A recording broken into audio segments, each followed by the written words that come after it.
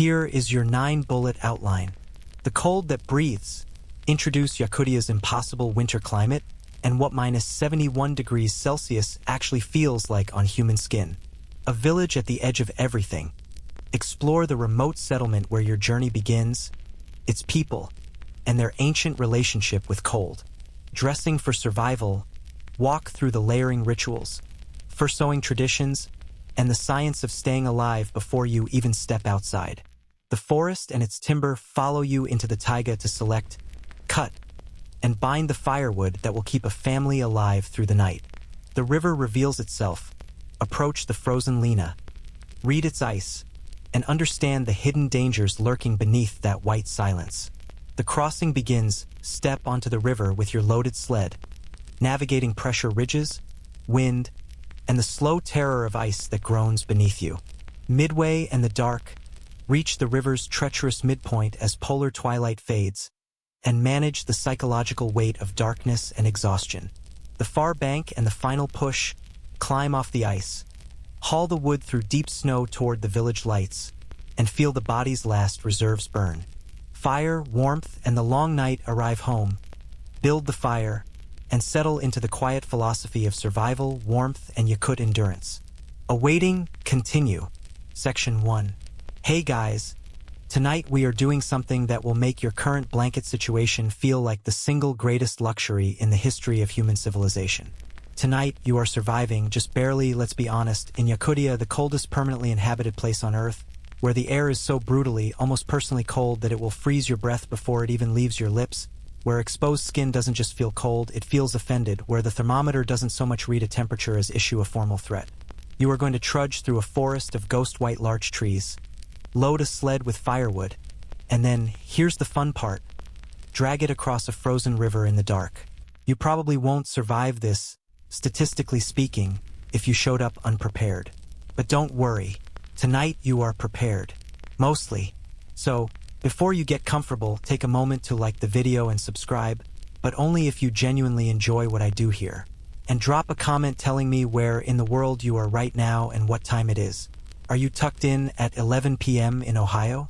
Lying on a rooftop in Mumbai at 2 a.m. because your apartment has no air conditioning? I genuinely want to know. Now, dim the lights. Maybe turn on a fan for that soft background hum. And let's ease into tonight's journey together.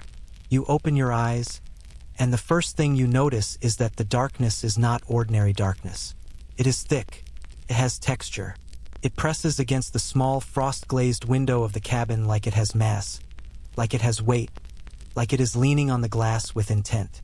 Outside, the temperature is somewhere between minus 55 degrees Celsius and minus 71 degrees Celsius, which is the kind of number that stops being a number and starts being a philosophical statement. It is colder here, in this small crease of northeastern Siberia, than it is on the surface of Mars on a warm Martian afternoon. Let that settle in for a moment. Mars, the planet, is warmer than where you are right now. Yakutia, officially the Sakha Republic, is an enormous, staggering, almost incomprehensible territory. It is the largest federal subject of Russia, covering more than 3 million square kilometers, and if it were its own country, it would be the world's 8th largest nation by area. It stretches from the Arctic Ocean in the north down through boreal forests so dense and so vast that it produces a significant fraction of Earth's oxygen. It contains mountain ranges that most of the world has never heard of. It has rivers, the Lena, the Yana, the Indijurka, that are so wide and so wild that in summer they become inland seas, and in winter they become the roads. It is a land so extreme that the word extreme starts to feel inadequate somewhere around the third hour of trying to describe it. And at the center of all this, literally at the cold, frostbitten heart of it, sits the town of Oymyakon, the village of Tomtor nearby, and a scattering of settlements that compete for the unofficial title of coldest inhabited place on Earth. Oymyakon holds the record. In February 1933, a Soviet meteorologist named Sergei Abrachev recorded a temperature of minus 67.7 degrees Celsius there, a number that was later revised by some sources to minus 71.2 degrees Celsius, depending on which measurement station and which methodology you trust.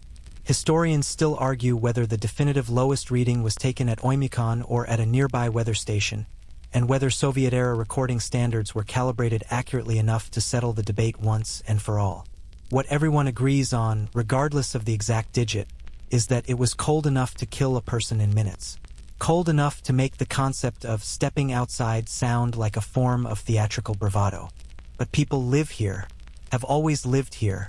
The Yakut people, the Saka, have inhabited this region for centuries, and before them, other indigenous peoples stretched back even further into the prehistoric record of northeastern Siberia. They did not survive here by accident. They did not survive here by luck or stubbornness or some vague genetic hardiness, though all of those things may have helped. They survived here by knowledge. Deep, layered, ancestral, finely tuned knowledge about cold, what it does to bodies, to wood, to metal, to ice, to breath, to fire, to time itself. Cold changes everything here. It is not a seasonal inconvenience. It is the organizing principle of existence. And tonight, in this particular winter, you are one of them. Or at least you are trying to be. The cold at minus 71 degrees Celsius is not what most people imagine when they think about being cold. Being cold, as most of the world experiences it, is a mild irritant. You are chilly. You want a sweater. You consider making tea. Being cold at minus 71 degrees Celsius is categorically, qualitatively different. It is a cold that is active. It moves. It finds gaps, the millimeter between your collar and your jaw, the half-second your glove slips down your wrist, the brief moment you exhale through your mouth instead of your nose. It takes those gaps and it works on them immediately, with a kind of terrifying efficiency that feels almost mechanical. The physics of it are genuinely astonishing. At these temperatures, liquid water freezes essentially on contact with open air. The moisture in your breath, the warm, humid air coming from your lungs, crystallizes the instant it hits the atmosphere outside your face, producing a phenomenon the Yakut people have a name for, and which scientists sometimes call the whisper of the stars, or, less poetically, diamond dust. Tiny ice crystals that hang suspended in the air, catching whatever faint light is available and creating a faint, glittering shimmer around anyone who is breathing outdoors. It is one of the most quietly beautiful things you will ever see. It is also a sign that the air is trying to freeze your lungs from the inside out, so beauty and mortal danger are very much coexisting here, which is honestly pretty on brand for Yakutia. Metal behaves differently at these temperatures. Steel becomes brittle. Rubber shatters. The tires of vehicles, in the few places that have vehicles, go flat not from punctures but from the rubber simply losing all elasticity and compressing into hard, useless shapes. Engines must be left running continuously, or they will not start again. Lubricants thicken into paste. Bolts and screws seize in their threads. The infrastructure of modern technology, built for a temperate world, simply stops working when the thermometer falls past a certain point, roughly minus 40 degrees Celsius, and then keeps falling. At minus 71 degrees Celsius, you are beyond the engineering specifications of most human-made things, which is, you realize, lying here in your bunk in the pre-dawn dark, exactly why the old ways matter. Not as folklore, not as cultural heritage to be celebrated and then tucked back into a museum. As survival, the Yakut knowledge of how to dress, how to build, how to move through this cold without dying, that knowledge is not decorative. It is load-bearing. It lives up. Outside, through the tiny window that you have breathed a small circle of visibility into, the landscape is both absent and immense. The darkness this far north in winter is not a temporary condition. It does not lift at 7 a.m. and return at 9 p.m. like a polite seasonal visitor. In the depths of winter, at these latitudes, the sun barely clears the horizon, if it clears it at all. On the shortest days, you might get 4 hours of pale, slanted, blue-gray light that feels less like sunshine and more like the sky's way of apologizing. The rest is darkness. Long, cold, absolute, magnificent darkness. And yet life happens in that darkness. Fires are lit. Meals are cooked. Children go to school, which still operates here even when the temperature falls below minus 52 degrees Celsius, though at minus 60 degrees Celsius and below, even the Yakut school system declares a snow day, which is a sentence that genuinely staggers the imagination. Animals are fed. Wood is cut. Sleds are loaded. Rivers are crossed. Life continues in the dark, in the cold, at temperatures that would shut down a city, close an airport, and trigger emergency declarations anywhere else on Earth. Here it is Tuesday. There is a particular quality to the silence at -71 degrees Celsius that you notice even through the cabin walls. Cold air is dense air, and dense air does not carry sound the way warmer air does. The world outside is muffled, hushed, swaddled in its own cold the way you are swaddled in your furs. The occasional crack, sharp, sudden like a rifle shot, is the sound of a tree in the forest contracting, its moisture freezing, the wood splitting along its grain. This happens constantly in deep winter. The forest sounds like it is slowly disintegrating. The Yakut people have understood this sound for generations, have built it into their acoustic map of winter, know it for what it is, the forest complaining loudly and without much dignity about the temperature. Fair enough. You feel much the same way. The cabin around you is small. It was built with this cold in mind.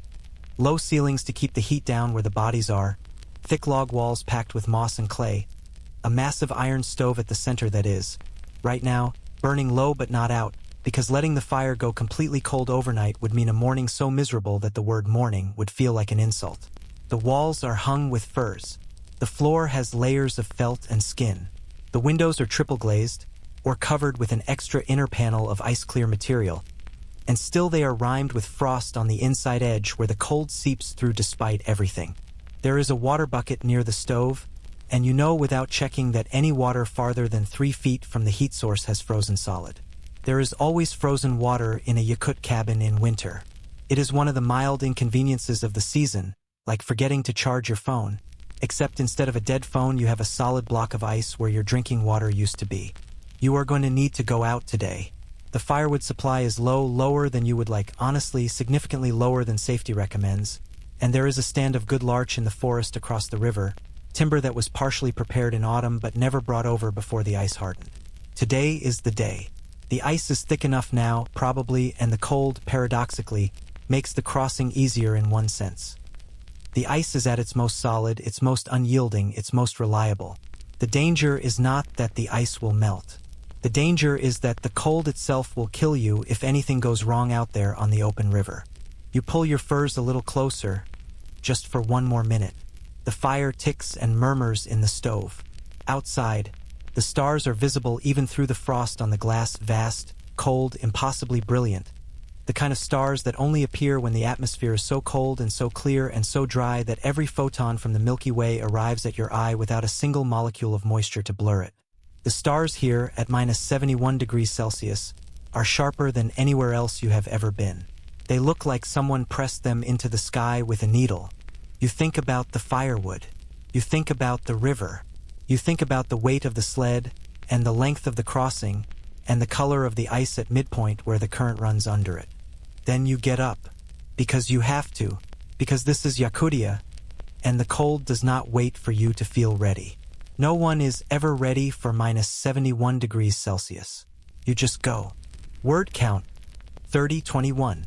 Awaiting, continue. Section 2. The settlement exists in the way that only truly remote places exist. Not as a dot on a map that you could zoom into on a satellite image and recognize, but as a presence, a warmth signature against the cold, a cluster of amber light and wood smoke that the surrounding wilderness tolerates rather than acknowledges. You have been here long enough now that you have stopped seeing it the way an outsider would. You no longer see the smallness of it, the apparent fragility of it, the way it seems from a certain angle, in a certain light, like something that the taiga is merely allowing to exist for the time being, reserving the right to reclaim at any moment. Now you see it the way its people see it, as a place that has earned itself, that has been argued into existence against the cold over generations, and that stands not despite its environment but in a kind of ongoing negotiation with it. The village has perhaps a few hundred souls, depending on the season and who you are counting. In summer, some people drift toward the larger towns, toward Yakutsk, the regional capital, 500 or 600 kilometers away by the kind of road that charitably describes itself as a road, to work, to visit, to remember what a supermarket looks like. In winter, the population contracts to its essential core. The people who were born here, the people who chose here, and the people who simply never left because leaving, in the fullest sense, never quite made sense to them. You are, in the loosest possible interpretation of the word, somewhere in that last category. The settlement is built along the logic of cold. This is the first thing a newcomer notices, if they are paying attention. The houses are not arranged for aesthetics or for social visibility or for convenient access to a main road. They are arranged to protect each other from the wind. The older structures, the ones that have been here for generations, the ones whose logs have darkened to near black with age and smoke, are low and solid and planted into the earth with a kind of purposeful heaviness, like they have decided to be part of the ground rather than merely sitting on top of it. They lean toward each other slightly, not from structural failure but from something that feels almost intentional, the way a group of people will unconsciously close ranks in cold weather. The newer buildings, and newer is a relative term here, meaning anything built in the last few decades, follow similar logic, though they incorporate some modern materials alongside the traditional ones. Foam insulation tucked between log layers, metal roofing that, at -71 degrees Celsius, clicks and pops in the night with the sound of contracting metal. Satellite dishes mounted on south-facing walls because even at the edge of everything, people want to know what is happening in the rest of the world, want to watch football matches and news broadcasts and, yes, YouTube videos, the signal arriving via satellite from a world that is simultaneously very close technologically and very far in every other meaningful sense. The permafrost beneath the village is a fact of architecture rather than just a geological condition. Permafrost here extends hundreds of meters down into the earth. Some estimates put it at over a kilometer deep in certain parts of Yakutia, making it among the deepest permafrost zones on the planet. Building on permafrost is a specific engineering challenge that generations of Yakut builders solved before modern engineering had the vocabulary to describe what they were doing. The trick is not to heat the ground. If the warmth of a building transfers into the permafrost, the frozen ground softens, loses its structural integrity, and the building slowly tilts, sinks, and eventually collapses. So traditional Yakut structures are often elevated slightly on posts, or built with deliberate thermal breaks between the floor and the earth, or positioned to minimize ground contact heat transfer. The permafrost is not an enemy. It is a structural partner if you treat it correctly. If you don't, your house will develop a very pronounced lean and your neighbors will talk about it for years. The people moving through the village this morning, and there are a few hardy figures crossing between buildings, heads down, scarves wrapped twice around their faces, move with a particular economy of motion that you have come to recognize as the Yakut winter gait. It is not hurrying exactly. Hurrying in this cold is dangerous because hurrying means breathing harder, which means pulling more cold air into the lungs, which means risking the tissue damage that comes from sustained exposure of the airways to sub-50 degrees C air. But it is not dawdling either. It is a purposeful, measured, slightly hunched forward lean, the body making itself as small as possible while still moving at the necessary pace. It is the walk of people who have calculated the acceptable minimum of time spent outdoors and are executing that calculation with quiet precision. You watch them from just inside the doorway, the heavy double-door vestibule that is itself an engineering solution, a pressure lock against the cold, so that you do not open the inner door and the outer door at the same time and let the -71 degrees Celsius air pour into your living space like water through a broken hull. This vestibule, called a seini in older Saka tradition, is where you store things that need to be cold but not inside: extra food, frozen goods, equipment that would be damaged by bringing it into the warmth repeatedly. It is effectively a walk-in freezer that operates entirely on the ambient outside temperature. Why buy a freezer, the thinking goes, when the entire atmosphere is already doing that job for free and has been doing so since before any of your ancestors were born? The social world of the settlement runs deeper than it appears from the outside. These are not isolated people, not in the emotional or communal sense. There is a density of relationship here, of obligation, of history, of shared memory, that urban life rarely produces because urban life rarely requires it. When you live somewhere this remote and this demanding, your neighbors are not an incidental feature of your address. They are part of your survival infrastructure. The family 3 doors down knows how to set a bone, because sometimes the nearest hospital is 6 hours away by snowmobile in conditions that make travel nearly impossible. The old man at the end of the lane knows the river better than any map, knows where the current runs fast and thin under the ice in a way that does not show on the surface, knows it because his father knew it and his grandfather before that, and that knowledge passes through families the way other families pass down recipes or a particular way of laughing. The Saka people have been in this region since at least the 13th or 14th century, when Turkic-speaking groups migrated northward from more southerly steppe regions, bringing with them a culture built around horses and cattle, remarkable animals to maintain in this climate, and a remarkable choice of livestock for people moving toward the coldest inhabited place on Earth. They assimilated and merged with earlier Tungusic and Yakutia peoples already in the region, producing a culture that blended steppe traditions with Arctic ones, and that evolved over centuries into something uniquely suited to the conditions of northeastern Siberia. Historians still argue whether the initial northward migration was driven by pressure from other groups, by deliberate resource seeking, or by a gradual drift whose original direction no one intended. What arrived, whatever path it took, was a people of extraordinary adaptability. The Saka language, which belongs to the Turkic family and is distinct from Russian, carries within it an enormous vocabulary of cold and winter. There are specific words for different types of ice, different conditions of snow, different qualities of winter darkness. There are words for the particular sound a fire makes when it is burning efficiently versus when it is struggling. There are words for the feeling of a frostburned patch of skin, for the color of the sky at -60°C versus -40°C, for the state of being cold in your bones versus cold only at the surface. Language is, among other things, a map of what a culture considers important enough to name precisely, and the Saka language maps winter with extraordinary resolution. This is a culture that has paid very close attention to cold for a very long time. The settlement has a community building, a low, broad structure with a wood-burning central heater that also serves, on certain evenings, as the closest thing to a social hall this cluster of houses can offer. There have been dances here, celebrations of the winter solstice, gatherings for the Isiaq festival in summer when the warmth briefly allows an outdoor gathering of sufficient scale to actually feel like a festival. The walls are hung with photographs. Old ones, faded ones, faces looking seriously into cameras from decades past, dressed in furs, standing in front of sleds, standing on ice, standing in forests. The photographs are a kind of ancestral conversation about what this place has asked of its people and what its people have given in return. There is a small school, attended by the children of the village whose parents have not sent them to relatives in Yakutsk for the academic year, a common choice for families who can manage it, since the educational resources of a remote settlement, however dedicated its teacher, are limited compared to the city. The children who remain are local children in the truest sense. They know the cold intimately. They know how to read the sky for incoming weather. They know the smell of ice that is about to shift. They know not to touch metal with bare skin, a lesson that most of them learn through direct and immediate personal experience rather than parental warning, because children will touch metal in the cold regardless of how many times you tell them not to, and the cold will teach them in a way that no amount of advice ever quite manages to. There is a food culture here built around the physics of cold rather than fighting against it.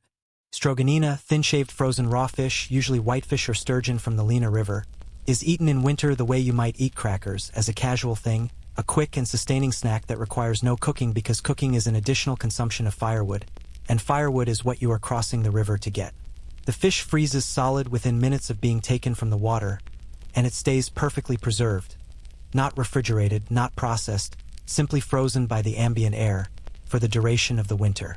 Fat is central to the diet in ways that would alarm a nutritionist from a temperate climate because fat is fuel, and at -71°C your body is burning fuel at a rate that has to be experienced to be understood.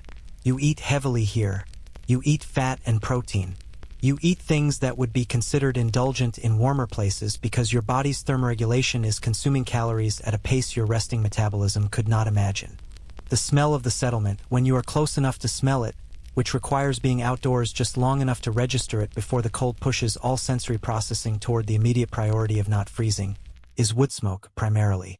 Rich, particular wood smoke from larch timber, which burns with a specific scent that is different from pine or birch or oak, something resinous and clean and ancient-smelling, the kind of smell that registers in the back of your brain as safety before your conscious mind has a chance to process it. Wood smoke means fire. Fire means warmth. Warmth means survival.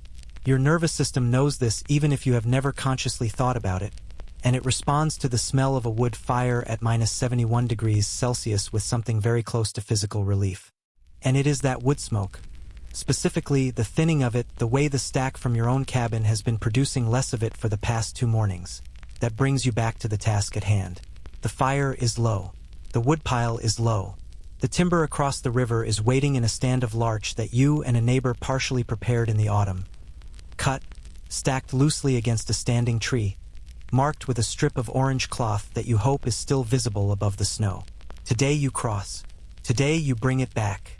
Today you feed the fire that keeps this small warm point of human life lit against the dark and the cold and the vast indifference of the Siberian winter. You finish your tea dark, strong, with butter stirred into it, a caloric delivery system disguised as a beverage, and you begin to think through the dressing. Because before you even open the outer door, before you even think about the forest or the sled or the river, you have to put on your armor. And armor in Yakutia is a very specific thing. Word count, 3089. Awaiting, continue. Section 3. The dressing is not something you rush. This is perhaps the most important thing you have learned since arriving in Yakutia, more important than any specific piece of knowledge about ice or weather or timber, the understanding that the process of preparing to go outside in minus 71 degrees Celsius is itself a serious, unhurried, methodical act that deserves the same attention you would give to anything on which your life depends. Because it is exactly that. The wrong sequence of layers, a gap left unaddressed, a mitten pulled on carelessly so that a half centimeter of wrist is exposed between cuff and sleeve. These are not minor oversights. They are the beginning of frostbite, and frostbite at minus 71 degrees Celsius does not announce itself politely. It arrives silently, while you are thinking about something else, and by the time you notice the whitening of the skin and the strange absence of pain where pain should be, the damage is already done. You start from the inside, which is where all serious cold weather dressing starts. The innermost layer, the one against your skin, is the layer that manages moisture, and moisture management at these temperatures is a matter of survival logic that runs contrary to what most people expect. The enemy is not just the cold outside. The enemy is also the sweat inside. When you work hard, hauling a loaded sled, cutting wood, climbing the bank of a frozen river, your body generates heat, and with heat comes sweat, and sweat in a cold weather layer is catastrophic because wet insulation is not insulation. Wet insulation is a cold compress applied directly to your core, and your core is where your vital organs are, and your vital organs would very much prefer not to be wrapped in a wet compress at minus 71 degrees Celsius. So the innermost layer must move moisture away from the skin, must wick it outward toward layers where it can dissipate or freeze before it becomes a threat. The traditional Saka solution to this is reindeer skin, specifically the kind processed in a way that preserves the hollow structure of each individual hair fiber. Reindeer hair is hollow, actually hollow, each strand a tiny tube of air, which makes it an exceptional insulator, but the specific processing of the hide determines whether it retains those properties or loses them. The Saka have been processing reindeer and horse hides for insulation for centuries, developing techniques that preserve the loft, the hollow fiber structure, the suppleness of the leather, and the insulating capacity of the fur in ways that synthetic materials are still, in certain respects, trying to match. Historians still argue whether early Saka hide processing techniques were independently developed or whether they arrived with the original migrations from the south and were then adapted to Arctic conditions over generations of refinement. The answer probably being some combination of both, which is how most cultural knowledge actually develops. The inner garment you pull on first is close-fitting, almost like a second skin, a shirt and leggings of dehaired, softened hide against your body. Then over that the first fur layer, worn with the fur side inward so that the pile traps a layer of warm air directly against your skin. The fur against skin sensation is immediately, obviously comfortable in a way that synthetic base layers, and you have tried them, you have brought them here and tested them, because the 21st century is nothing if not an opportunity to test your assumptions, cannot quite replicate. The texture is different. The way the warmth builds between fur and skin is different. There is something in the specific microstructure of natural fur, in the way the hairs interact with each other and with the air between them, that produces a warmth retention quality that decades of synthetic fiber engineering have approached but not entirely eclipsed. Over the first fur layer comes the second, heavier, fuller, the fur now facing outward where it will deflect wind and shed the fine ice crystals that form when your breath or your body heat interacts with the cold outer air. This outer fur, a full-length coat, what the Saka call a doha in its traditional form, made from reindeer or sometimes horse fur depending on availability and personal preference, is the garment that the outside world sees when they picture Siberian winter clothing. It is magnificent in a completely practical way, which is the best kind of magnificent. It reaches to below the knee. It is wide enough to allow full freedom of movement. It has a deep hood that can be pulled forward to create a tunnel around the face. narrowing the opening through which cold air can reach your skin to the smallest workable aperture. The hood is its own engineering project. A hood in minus 71 degrees Celsius cold is not a hood in any casual, decorative sense. It is a climate-controlled entry point for air to reach your face, and its design, the depth of the tunnel, the material at the rim, the way it sits relative to your facial structure, determines whether your cheeks and nose and the outer margins of your ears survive the crossing intact. The rim of the hood is traditionally trimmed with wolverine fur, a choice that is not arbitrary or merely aesthetic. Wolverine fur has a specific molecular property. Its guard hairs have a structure that prevents moisture from condensing and freezing onto the surface in the way that most other furs do. When you breathe out, the moisture in your breath does not ice up on the wolverine-trimmed rim of your hood the way it would on fox or wolf or rabbit. It sheds the ice crystals, stays clear, keeps the opening functional. The wolverine, which is by all accounts a deeply unpleasant animal to share a landscape with, aggressive, persistent, seemingly animated by some private and highly focused rage, has given its fur to this purpose, which feels like a reasonable trade. You have been slightly amused, since arriving here, by the way modern outdoor gear manufacturers occasionally announce the discovery of some new fiber or weave or coating that mimics natural insulation in their press releases, as if the achievement is entirely theirs, as if no one in Yakutia spent the past several hundred years doing the actual original research. To be fair, synthetic materials have their advantages. They are more consistent, more available, easier to clean, and some of them perform impressively at the temperatures most outdoor enthusiasts actually encounter, which top out somewhere around minus 20 degrees Celsius on a bad day in the mountains. But at minus 71 degrees Celsius, in sustained cold that lasts for months, in conditions where you cannot simply retreat to a warm car or a trail lodge, the traditional system still holds its own with a quiet confidence that feels earned. The feet are the second great battlefield of cold weather dressing, and they get their own ceremony. First, dry grass, not as a survival improvisation but as a deliberate, chosen insulating material, specifically a sedge grass called Allah's grass that is harvested in summer precisely for this winter purpose. The grass is layered inside the outer boot to create a flexible, breathable, moisture-managing insole that is significantly more effective than any rigid foam insert at maintaining warmth, while allowing the slight flexion of the foot during walking. Over the grass-lined inner sole goes a soft boot, a kind of thick sock boot of cured hide, and over that the outer boot, the torbesa, which is knee-high, made of reindeer leg skin, the skin from the legs of the reindeer, which is thicker and more abrasion-resistant than skin from other parts of the animal, sewn with sinew thread in patterns that have both decorative and structural functions. The sinew thread is important. At minus 71 degrees Celsius, regular thread, the kind made from plant or synthetic fibers, becomes brittle and loses tensile strength. Sinew, being a biological material that evolved in living animals who also had to function in cold environments, retains its flexibility and strength at temperatures where manufactured thread cracks and snaps. The Saka seamstresses who made and maintained these garments, and it was overwhelmingly women who held this knowledge, who were the primary engineers of the clothing system that kept their communities alive, understood the material properties of sinew versus thread not in chemical terms but in practical, accumulated, tested terms. They knew what held and what failed because they had seen both, had repaired the garments that failed and understood why, had built that understanding into the way they taught the next generation. A well-made pair of Yakut winter boots, sewn by an experienced maker, will outlast most modern alternatives in prolonged extreme cold conditions. This is not nostalgia. It is a material fact. Your hands get the most layered treatment of all. Against the skin, thin inner gloves, again hide-based, soft, close-fitting, fine enough that you can still manipulate objects with some precision. Over those heavy mittens, not gloves, mittens, the distinction matters enormously at these temperatures. Gloves separate the fingers, which means each finger must maintain its own warmth bubble, which means the surface area to volume ratio of each finger works against you. Mittens keep the fingers together, allowing them to share heat, allowing the thermal mass of the whole hand to keep the extremities warm in a way that individual gloves simply cannot match when the temperature falls below a certain threshold. The mittens are reindeer fur, thick and full, with a wrist strap that secures them so that they cannot accidentally come off if you grab something, or slip, or if the wind gets under them. Losing a mitten at minus 71 degrees Celsius is not a minor inconvenience. It is the beginning of a medical emergency. There is a spare pair of mittens in your pack. There are spare dry inner socks rolled and wrapped in a waterproof covering. There is a small block of rendered animal fat.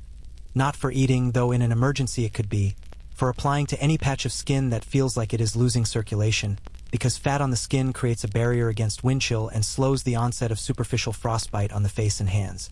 There is also, tucked into the deepest inner pocket of the coat, a small metal tin that contains dried meat and hard bread. Not much, but enough to provide the caloric fuel for the crossing if the journey takes longer than expected, which journeys in Yakutia have a way of doing. The face, which cannot be entirely covered and still allow you to see and breathe and function, gets its own treatment. A knitted inner balaclava covers the top of the head, the forehead, and the lower face from the chin to just below the eyes. Over this, the hood of the outer coat. The nose and the small strip of skin beneath the eyes that remains exposed are the vulnerable points, and you know to check them periodically throughout the crossing, to reach up and touch the skin of your nose with the back of your wrist. The inside of the wrist being the warmest available skin surface on your body at this point, more reliable than your fingertip through 2 layers of mitten material. And if the skin of your nose does not transmit warmth back to your wrist, if it feels like touching the side of a cold mug rather than living skin, then you stop, you cup your mittened hands over your face and breathe into them, and you do not continue until the color and sensation return. This check, the nose check, the ear check, the periodic inventory of extremities, is so ingrained in anyone who moves through these temperatures regularly that it becomes automatic, a background process running alongside everything else you are doing. You are walking. You are watching the ice. You are listening for the particular groan of timber under stress.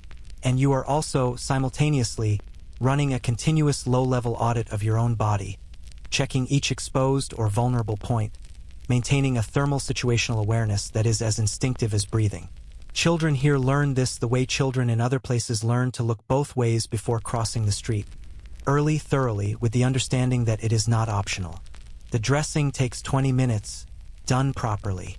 If you rush it, if you skip the grass insole or pull on the outer boot before the inner boot is fully settled, you will know about it within the first 10 minutes outside, and you will have to stop and address it, which means taking off the outer boot in minus 71 degrees Celsius air, which means the brief exposure of your inner layers to that air, which means losing the accumulated warmth that your body has spent 20 minutes building up inside the clothing system. You do not rush the dressing. You have learned this. You dress carefully, methodically, the way a surgeon scrubs in or a diver checks equipment, with full attention and no shortcuts. And by the time you are done, standing in the vestibule in your full Yakut winter armor, you feel something that is simultaneously strange and entirely correct. You feel warm. Not comfortable on the couch warm. Not radiator in a centrally heated room warm. But warm in the way a well-built structure is warm, not because the cold is absent, but because the defenses against it are sound. There is a quirky side note to all of this that you think about while pulling the final straps tight. Researchers studying the thermal performance of traditional Siberian clothing in the late 20th century found that a full set of traditional Yakut winter garments, worn correctly, maintains a comfortable skin surface temperature at ambient temperatures as low as minus 70 degrees Celsius with moderate activity levels, matching or exceeding the performance of the best modern extreme cold military and expedition gear available at the time of testing. The manufacturers of that modern gear were, reportedly, not entirely delighted by this finding. You are, standing here in your furs about to face minus 71 degrees Celsius, entirely unsurprised. You take one breath in the vestibule, warm indoor air, the last you will breathe for some time, and then you open the outer door. Word count, 3124. Awaiting, continue. Section 4. The cold hits you the way it always hits you, even now, even after enough mornings of this that you have lost count. Not gradually, not as a slow encroachment, but all at once, a total and immediate environmental fact, like stepping from one world into another world that operates under different physical laws. The air outside is not merely cold. It is the absence of warmth in a form so complete that it registers as a presence rather than a lack, as if the cold is a substance that fills the space between the trees and the buildings and presses against your outer fur with a weight that is almost tactile. Your first inhale through your nose, always through your nose, never your mouth, the nose being a heat exchanger that pre-warms incoming air before it reaches the lungs, produces the faint crackling sensation inside your nostrils that means the moisture there is briefly, superficially freezing, which is uncomfortable in a way that is difficult to describe to someone who has not experienced it, something between a mild burning and a tightness, gone in a second as your body heat reasserts. itself, returning with every breath. The sky, which you look at immediately and instinctively the way anyone who spends serious time outdoors in extreme environments learns to read the sky before anything else, is clear. Deeply, absolutely clear. The blue-black of very early morning at a latitude where dawn is still hours away, scattered with stars of unusual sharpness and intensity. No cloud cover, which is a mixed blessing. Cloud cover at these temperatures acts as a thermal blanket, trapping whatever residual warmth the Earth is radiating upward and preventing it from escaping into space. A clear sky at minus 71 degrees Celsius means the Earth's heat is radiating away into the atmosphere with nothing to slow it down, which is part of why the coldest temperatures here always occur on clear, still nights and mornings rather than during storms. Storms, paradoxically, bring slightly warmer air. The truly killing cold arrives with the stillness and the stars. There is no wind this morning. This is important. Wind at minus 71 degrees Celsius does not add to the cold the way a breeze adds to a cool autumn day. It multiplies it. Wind chill at these base temperatures produces effective temperature values that approach what a human body can survive for any length of time at all, even in full protective gear. A still morning at minus 71 degrees Celsius is survivable, is workable, is the kind of morning that the Yakut people look at and call, in the specific register of understatement that extreme cold seems to produce in the people who live with it, acceptable. A windy morning at minus 71 degrees Celsius is a different conversation entirely. So no wind. Good. You note this, file it, and begin moving toward the storage area behind the cabin where the sled is kept. The sled is a traditional design, long and narrow, with wooden runners that have been iced. A process of applying thin layers of water to the runner surface and letting each layer freeze before applying the next, building up a smooth, hard, low-friction coating of ice over the wood that slides across snow-covered surfaces with remarkable efficiency. The icing of sled runners is one of those pieces of cold-weather technology that seems impossibly counterintuitive until you understand it, and then seems so obvious that you cannot imagine why anyone would do it differently. Ice on ice, the sled moving across frozen snow, the friction reduced to almost nothing. On a good surface, a loaded sled will move with an ease that belies the weight it carries, gliding forward with a gentle push, requiring from you the sustained effort of a steady pull rather than the grinding muscle work of dragging something over resistance. You checked the runners this morning, running a mitten along each one, feeling for chips or rough patches from yesterday's brief use around the cabin. The surface is good.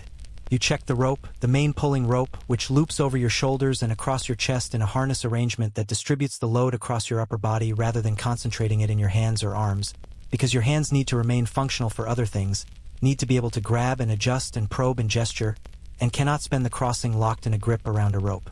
The harness is simple but effective, the same basic design that has been used in this region for as long as people have been pulling sleds through snow, which is to say for longer than most human civilizations have been keeping records of anything.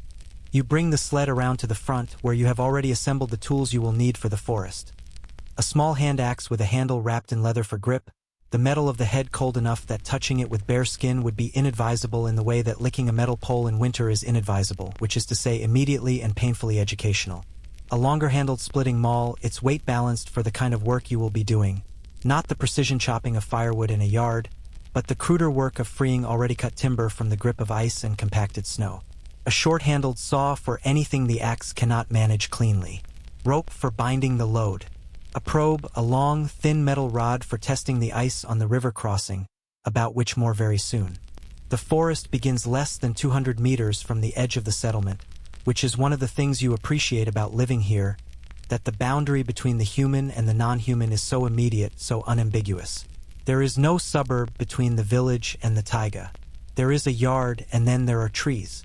Specifically, there are larch trees, Dahurian larch, Larix gmelinii, the dominant tree species of this part of Siberia and one of the most remarkable trees in the world, though it rarely gets the recognition it deserves because it is not particularly dramatic in appearance and does not grow in places where tourists tend to go in large numbers. The Dahurian larch is deciduous, which immediately strikes most people as strange for a tree in this climate. It drops its needles in autumn and regrows them in spring, unlike the evergreen conifers of more temperate boreal forests. This is actually an adaptation, not a disadvantage. The energy cost of maintaining photosynthetic needles through a winter this severe would be prohibitive, and the frozen, desiccated conditions offer no opportunity for photosynthesis anyway. The tree sheds its needles, goes fully dormant, reduces its metabolic activity to the barest possible minimum, and waits. It is, in this sense, doing exactly what the wisest approach to a Yakutia winter suggests. Go still, conserve everything, wait for conditions to change. The larch forest in winter is one of the stranger and more beautiful environments you have ever moved through. The trees, bare of their needles, stand in arrangements that feel almost architectural. Their pale gray trunks vertical and clean against the snow, their branches carrying small loads of frost that catch whatever light is available and scatter it in multiple directions at once, so that the forest glitters faintly even in near darkness. The underbrush is buried under snow that has been accumulating since October, the surface of it undisturbed except for the occasional track. A fox, maybe, or the pressed foot marks of a ptarmigan. The bird itself invisible against the snow in its winter plumage. The silence in the larch forest is of a quality that you have never encountered anywhere else. Something beyond quiet. Something that feels like the silence is structural, like the trees are holding it up. Your boots compress the snow as you move, producing the particular squeaking crunch of very cold, very dry snow. A sound that changes with temperature, that squeaks higher and more sharply as the temperature drops, and which at minus 71 degrees Celsius produces a sound almost like styrofoam being compressed, or like a very small and dignified protest happening directly beneath your feet with every step. There is a measurable scientific basis for this.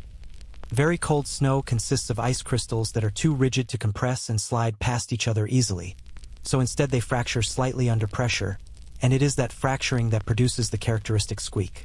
The colder the snow, the higher the pitch.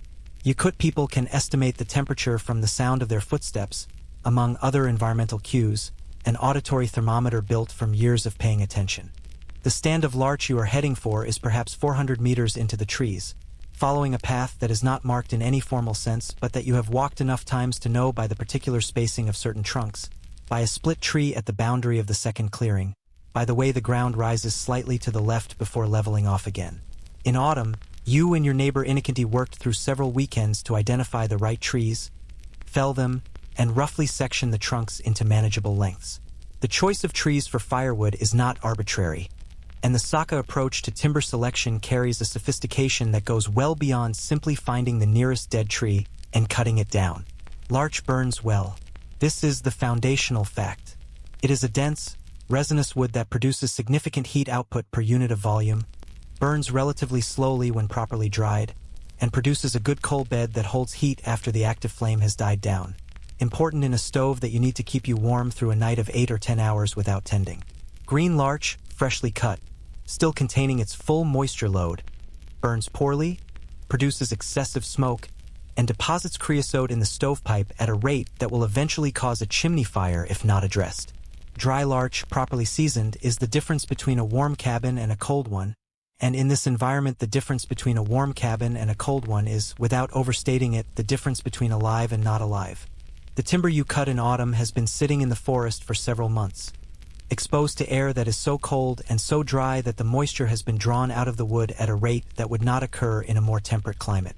Paradoxically, the extreme cold of winter here can serve as a rapid drying agent for wood, because the humidity of the air is effectively zero at these temperatures. Air at minus 71 degrees Celsius holds almost no moisture, having surrendered essentially all of it to condensation and frost, and wood exposed to that air will give up its own moisture readily. The wood you stacked in autumn will be drier now than it was when you first cut it, drier than it would be after the same period of time in a shed in a milder climate. This is one of the few genuine courtesies the Yakut winter extends to the people who live in it. It seasons your firewood for you, thoroughly and without complaint. You reach the stand and find it as you left it, the sections of trunk stacked against a standing larch, the orange cloth marker just visible above the snow line, a detail that produces in you a feeling of relief disproportionate to its actual significance, the way small landmarks always feel significant when you are navigating in cold and dark. You begin brushing snow off the top sections, knocking the accumulated frost loose, exposing the pale gold of the cut wood beneath. The wood is cold, spectacularly cold, cold enough that touching it with a bare hand would pull the warmth from your skin immediately. But it is intact and sound. No splitting from frost damage, no rot beneath the snow. Good timber. You allow yourself a moment of uncomplicated satisfaction at this. Loading the sled is physical work, and physical work at -71 degrees Celsius requires its own particular management. You cannot work at the pace you might work in summer, cannot throw yourself into lifting and hauling and stacking with the full effort your muscles are capable of. Because maximum effort means maximum heat generation means maximum sweating means wet insulating layers, and you know what wet insulating layers mean at this temperature. So you work at a pace that keeps you warm but not hot, that generates enough movement heat to counteract the cold without triggering the sweat response, a pace that feels almost leisurely compared to what your body wants to do, what your mind is urging in the impatient way that minds urge efficiency even when efficiency is the wrong strategy. The sections of larch go onto the sled in a deliberate arrangement. Heaviest pieces at the rear where the weight will press down on the runners for better grip on the initial pull, lighter pieces stacked forward and crosswise to distribute the load evenly and keep the sled balanced. You rope the load down in 3 passes of the binding rope, each pass hauled tight and knotted with the specific cold weather knot you have practiced until your mittened hands can tie it without fumbling, a simplified variant of a traditional socket timber binding technique that Inikini taught you on a morning very like this one, demonstrating twice and then stepping back with the particular pedagogical patience of someone who has taught practical skills to people who genuinely need them. The loaded sled is heavy. You test the pull harness against your shoulders, lean into it experimentally, feel the sled shift and then begin to move with the low hiss of iced runners on packed snow. It moves. Good. You straighten your back, settle the harness, and turn toward the river. There is a joke Inikinti told you once on a morning of timber gathering about a man who complained to the cold that it was too cold. The cold, in the joke, replied that it was doing its best. You did not laugh at the time because your face was too cold to arrange itself into the appropriate expression. You think about it now, pulling your loaded sled through the silent larch forest toward the frozen Lena, and the delayed laugh. A small puff of breath crystals in the still air is the only sound in the forest besides your footsteps. Word count 3187. Awaiting, continue. Section 5. The river announces itself before you see it. This is something you have come to understand about the Lena in winter. It does not simply appear at the end of the tree line the way a river appears in summer, a sudden glitter of moving water between the banks. In winter, it announces itself through a change in the air, a subtle shift in the quality of the cold, a slight increase in the wind's reach even on a still morning like this one, because the river valley is open where the forest is not, and open space in winter is a different thermal environment from the sheltered air between trees. You feel it before you see it. A marginal but real increase in the cold's directness, the slight freshening of air that has traveled unobstructed across a wide, flat, snow-covered surface rather than threading through a forest that breaks its momentum at every tree trunk. Then the trees thin, and there it is. The Lena River is one of the great rivers of the world, the 11th longest river on Earth, running approximately 4,400 kilometers from its source in the mountains southwest of Lake Baikal all the way to the Arctic Ocean, draining a basin of roughly 2.5 million square kilometers of Siberian landscape. In summer, it is a force of nature in the most immediate and undeniable sense. Wide, powerful, brown with silt, carrying an enormous volume of water northward toward the sea, its banks sometimes indistinguishable from one horizon to the other in the sections where it spreads itself across its floodplain. Sections of the Lena in its lower reaches are 15 or 20 kilometers wide. It floods catastrophically in spring when the upstream ice breaks before the downstream ice does, backing water up across hundreds of kilometers of floodplain in a phenomenon called an ice jam flood that the Russian word zatter describes, a word that carries within it something of the grinding, crushing, unstoppable quality of the event itself. In winter, it becomes this, a white plain, flat and vast and featureless at first glance, stretching from the bank at your feet to the far bank that is visible as a dark line of trees perhaps 800 meters away, maybe a little more in the early morning gray. The snow on the river ice has been packed and shaped by wind into a surface that is not flat in the way a floor is flat but flat in the way a landscape is flat, subtly undulating, with low ridges and shallow depressions, pressure features where the ice has buckled slightly under its own stress, wind-scoured patches where the snow has been stripped back to reveal the gray-green of bare ice beneath. It looks, in this light, in this cold, like the surface of a planet that has never been warm. You stop at the bank, a low bluff of frozen earth, perhaps 2 meters above the river surface, with a worn path cut into it that has been used for this crossing enough times that it has become almost a staircase, each step packed hard and iced, and you read the river before you go any further. This is not optional. This is not a precaution that cautious people take and confident people skip. This is the minimum necessary intelligence gathering before placing yourself and your loaded sled on a surface that is, at its core, frozen water over more water, and that has opinions about how much weight it will accept and where. The ice on the Lena in deep winter is thick. Genuinely, impressively thick. At peak winter, the main ice sheet can reach 1.5 to 2 meters of solid ice, sometimes more in sections where the current is slow and the ice has been building since early October. This thickness would comfortably support a loaded truck, and in fact the Lena Ice Road, the winter road that forms on the river and serves as a critical transport link for communities that have no other reliable surface connection to the wider world, carries heavy vehicles, supply trucks, fuel tankers, throughout the winter season. The ice road is, for these communities, not a curiosity or an adventure but infrastructure, as essential and as unremarkable as a highway is to someone living near one.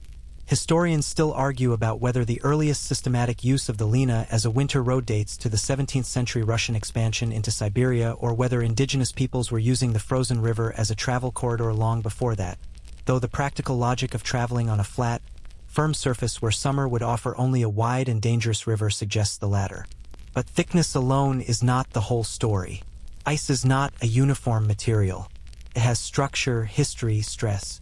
The ice you see from the bank is the result of months of freezing, of temperature fluctuations that cause the surface to expand and contract, of the river current pressing against the underside in ways that vary with depth and channel shape, of pressure ridges where sections of ice sheet have collided and buckled, of thinner spots where a submerged spring or an upwelling of slightly warmer water from deeper in the channel has prevented the ice from reaching full thickness.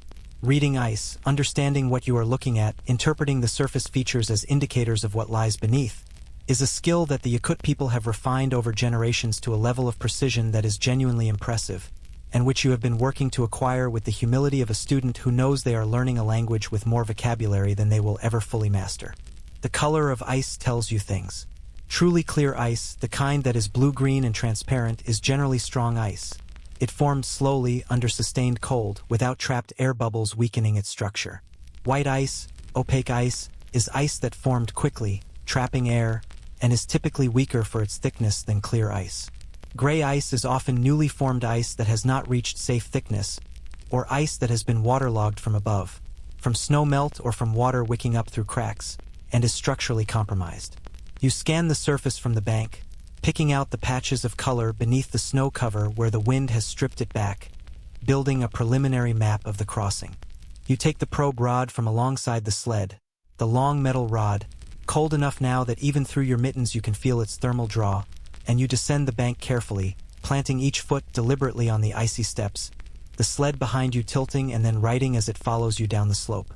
Your first step onto the river ice is always a moment of specific, focused attention. Not dramatic attention, you do not hold your breath or squeeze your eyes shut, but the kind of quiet, alert attention that is the appropriate response to standing on something that could, theoretically, betray you. You listen. You feel. You are aware of the sound the ice makes under your boot, of whether it is the firm, solid compression of sound ice or the hollow note of ice with void beneath it. Solid. Good. You probe ahead, driving the rod into the ice at the surface and reading how it meets resistance, then moving 3 steps forward and probing again, developing a rhythm of movement and verification that is slow by the standards of someone in a hurry and appropriately paced by the standards of someone who would like to return from this crossing. The ice holds. 2 meters out from the bank it is very good, thick, clear, unyielding to the probe. 5 meters out, still good. 10 meters. 15. You begin to pull the sled behind you, moving in the harness again, the sled following docilely across the snow-covered ice, the runners making a sound that is different from the sound they made in the forest, sharper, higher, a cleaner friction sound, the ice beneath the snow providing a harder and more uniform surface than the forest floor. The crossing to the far bank is, from the bank you left, a matter of 800 or 900 meters. In summer, this is a distance you would cover by boat in a few minutes, the river current requiring a diagonal approach, the engine working against the flow. In winter, on foot, pulling a loaded sled, it is perhaps 40 minutes at a careful pace. 40 minutes of exposure on an open surface with no shelter, no windbreak, no opportunity to step behind anything if the temperature or a sudden wind change makes your situation more dangerous than it was. 40 minutes of ice under your feet and cold sky above, and the loaded sled following behind you like a large, patient, slightly judgmental companion. The pressure ridges are the first real navigation challenge. At roughly 150 meters from the bank, the ice surface heaves up in a series of ridges, places where two sections of the ice sheet have pushed against each other as the ice expanded, crumpling at the contact point like the front of a car in a collision, raising slabs and broken blocks of ice into low, irregular walls that cut across the path of the crossing. These ridges are themselves solid ice, often the thickest ice on the river, compressed and hardened by the same forces that created them. They are not dangerous in the way thin ice is dangerous, but they are obstacles, and getting a loaded sled over them requires a specific technique. Unhooking from the harness, manhandling the front of the sled up onto the ridge, walking around to push from behind, then guiding the sled down the other side while controlling its descent so that it does not slide forward too fast and throw the load or catch a runner wrong and tip. You do this twice at two successive ridges, and the second time your left boot slips slightly on the ice at the top of the ridge. Nothing serious, a moment's loss of footing that you recover immediately, but it sends a small, sharp alert through your nervous system that registers as a reminder. Pay attention. The ice has its own agenda, and it does not include your convenience. You take a breath, measured, nasal, pre-warmed, and continue. Between the pressure ridges and the far bank, the ice surface flattens again into the wide, wind-worked expanse of the main river channel, and it is here that you begin your most careful probing, because it is beneath this section, above the deepest part of the channel where the Lena's current runs strongest, that the ice is at its most variable. The current keeps the water moving at a depth that delays freezing, and the ice above the main channel, while still very thick at this time of year, can harbor the subtle structural variations that a loaded sled and a careless traveler would prefer not to discover by falling through them. There is a particular sound that ice makes when it is stressed, a deep, resonant, almost musical groan that travels through the surface and up through the soles of your boots and into your feet and legs before you consciously hear it with your ears. The Yakut people describe this sound with a word that has no clean English equivalent, a word that captures both the acoustic quality and the emotional response it produces, something between warning and the ice speaking. You have heard it before. You know to stop when you hear it, to stand still, to let the stress redistribute, to wait for the sound to stop and then continue carefully, probing every step. You hear it now, a low, traveling groan that passes beneath you from your left to your right, following some internal stress line in the ice sheet, and you stop. Stand. The sled stops behind you. The sound passes and fades. The ice is still. You probe once, twice, 3 times around your current position. Solid. The groan was the ice adjusting, not failing, the difference between a building settling and a building collapsing, familiar to any structure that is old enough and large enough to have its own mechanical life. You wait another 10 seconds, which is a long time when the ambient temperature is minus 71 degrees Celsius and you are standing still on an open river surface, and then you move forward again. Quirky fact that you find yourself thinking about while crossing.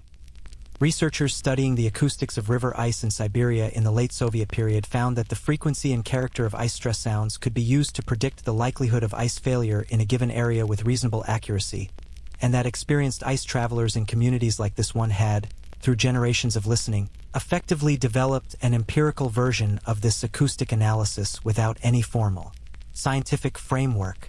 The knowledge existed. It was just stored in people rather than instruments. The far bank is getting closer.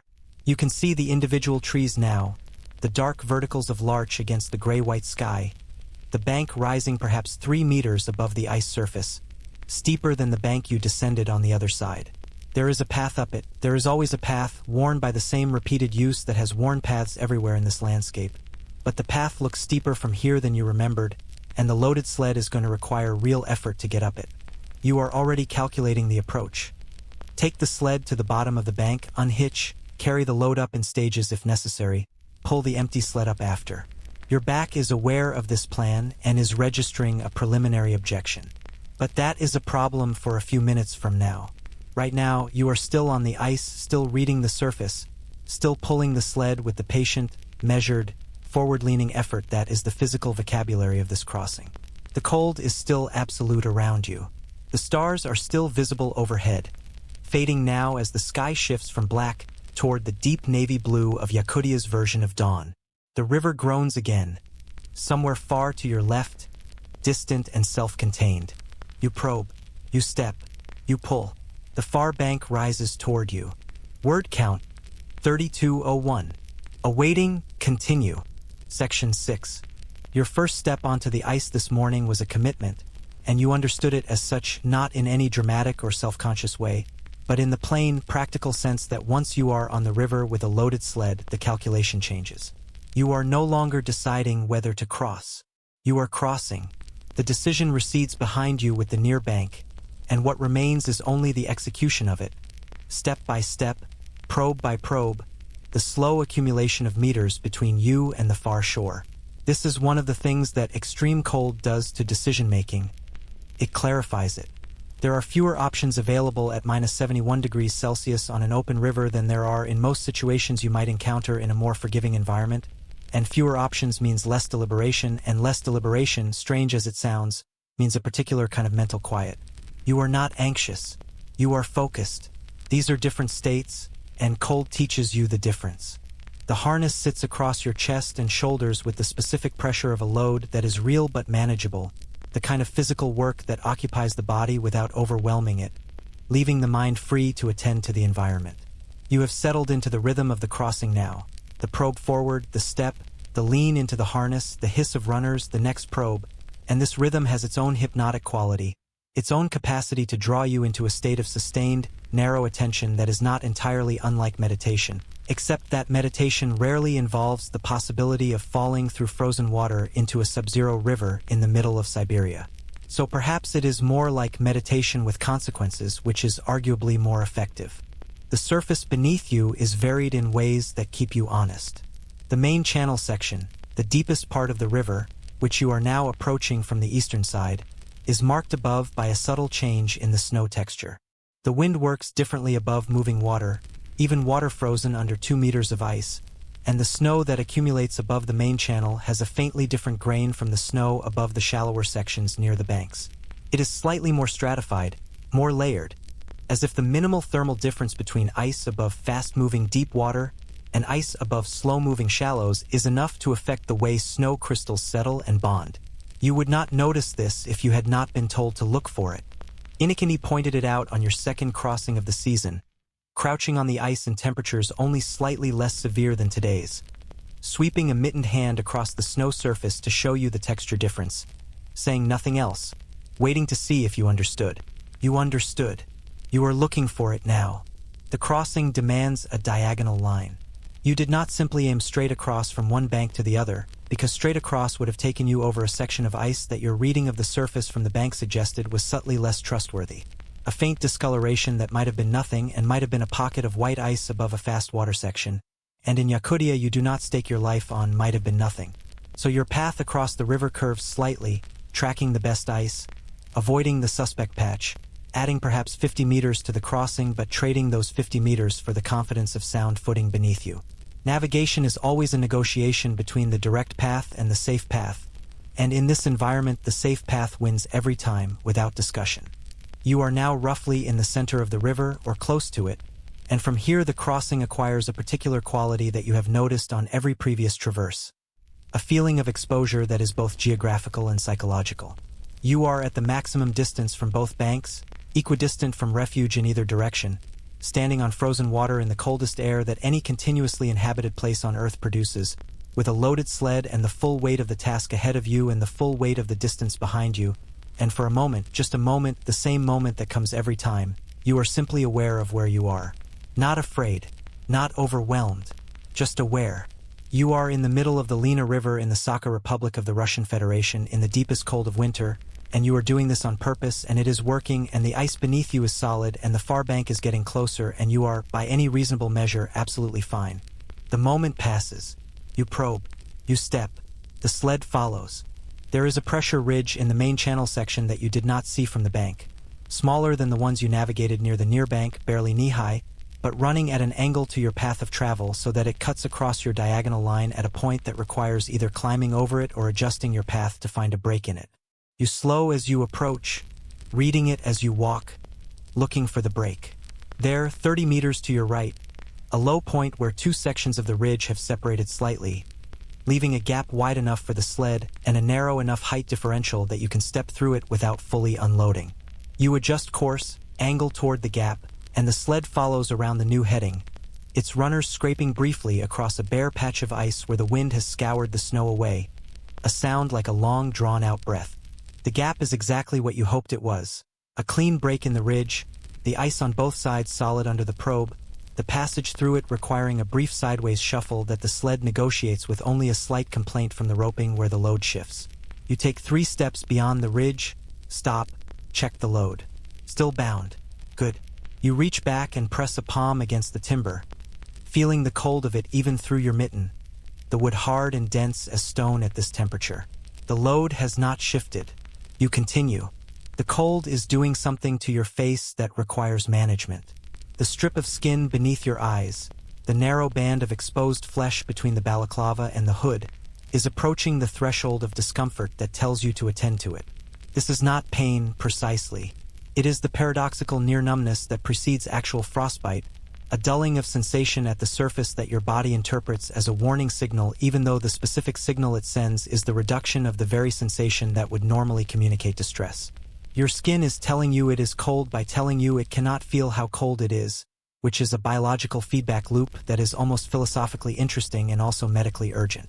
You reach up with the back of your wrist, the warmest available skin, the underside of the wrist where the pulse runs close to the surface, and press it briefly against your cheekbone. Warmth meets cold. The cheek responds with a slight flush of returning sensation. Good. Still alive in there. You cup your mittened hands over your face for 10 seconds. Breathe into them. Let the trapped warmth work on the exposed skin. The sensation returns more fully. You lower your hands and continue. This check and warm cycle is as much a part of the crossing as the probing and the stepping.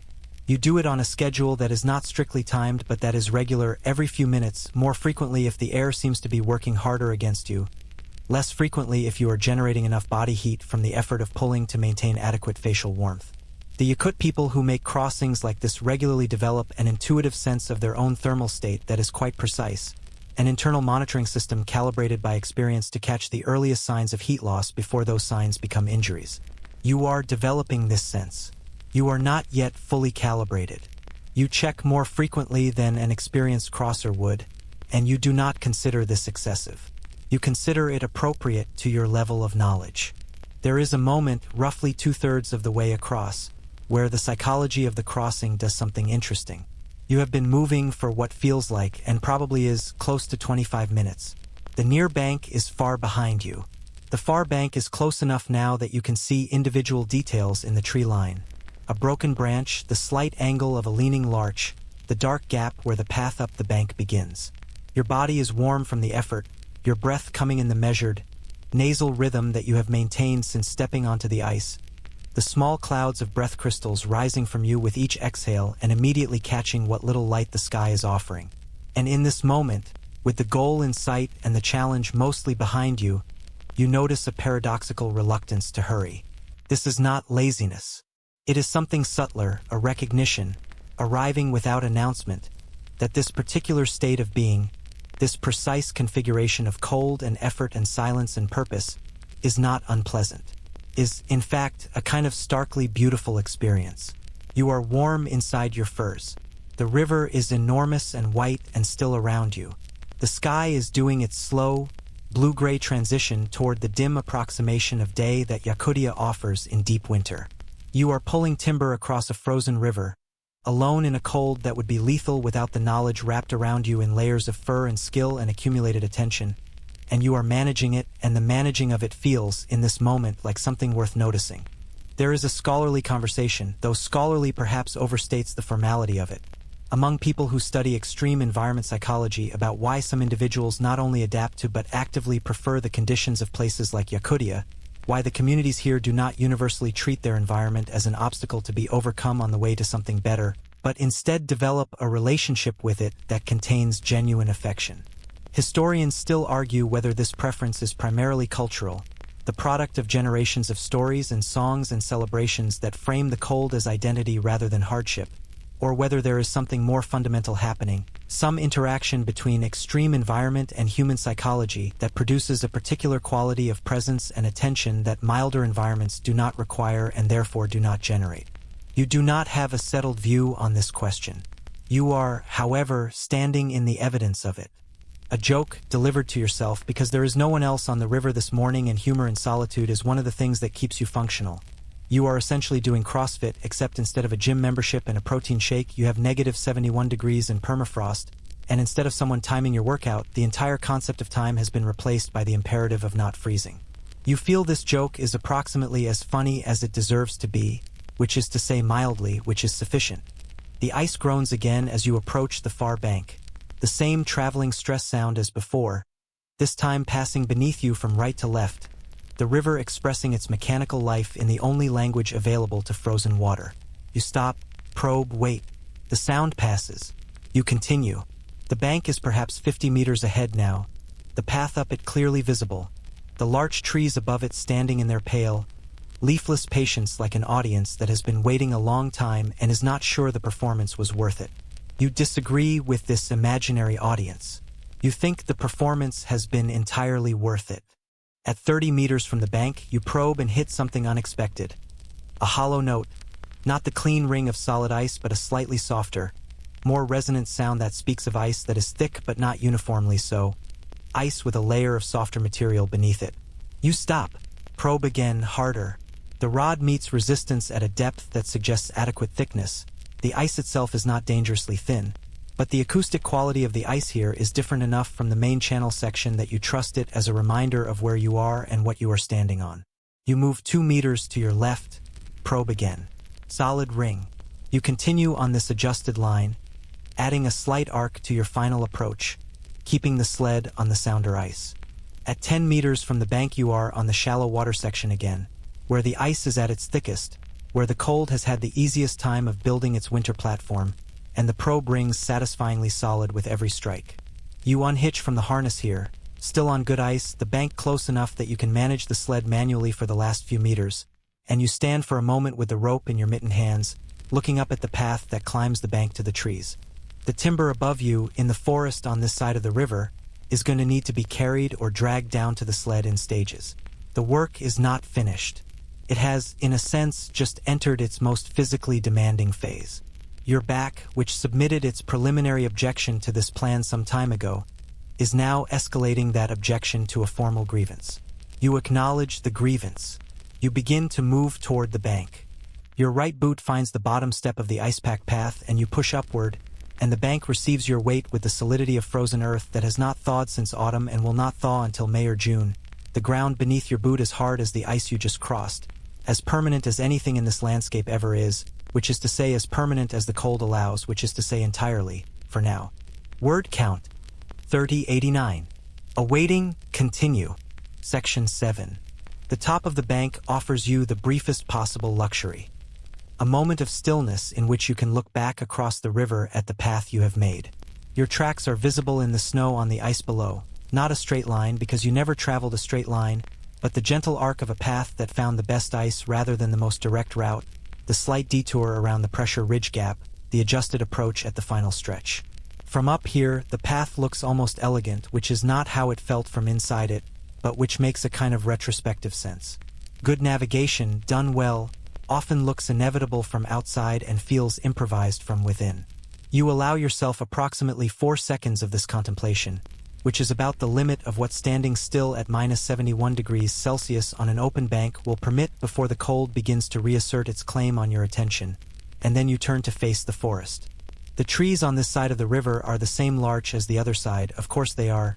It is the same forest, the same ecology, the same Siberian boreal system stretching in every direction to the limit of what you can imagine, but they feel different after the crossing. They feel like an arrival rather than a departure, which is a psychological distinction rather than a physical one, and you are aware of this, but awareness does not entirely neutralize the effect. The trees offer shelter. The trees offer the specific, dense quiet of the forest after the open exposure of the river. Your nervous system notes the transition from exposed to sheltered with a faint easing that is not quite relief but is in the same emotional neighborhood. The sky has continued its slow shift. The stars are mostly gone now, faded into the deep blue that is as close to daylight as Yakutia will offer for the next several hours. This blue-gray light, cold, directionless, arriving from the entire sky rather than from any single point, since the sun is still below the horizon and will remain there or barely above it for the foreseeable portion of the day, is actually quite usable. Your eyes, adapted to the darkness of the pre-dawn crossing, find this light generous enough to navigate by without difficulty. The snow reflects it and amplifies it, so that the forest floor between the trees is reasonably well illuminated in that particular flat, shadow-free way that overcast winter days produce, where everything is visible but nothing has a definitive edge. You can see the timber clearly from the bank. You can see the orange cloth marker, still there, still orange, performing its navigational function with the quiet reliability of something that was designed for exactly this moment and is delivering on that design.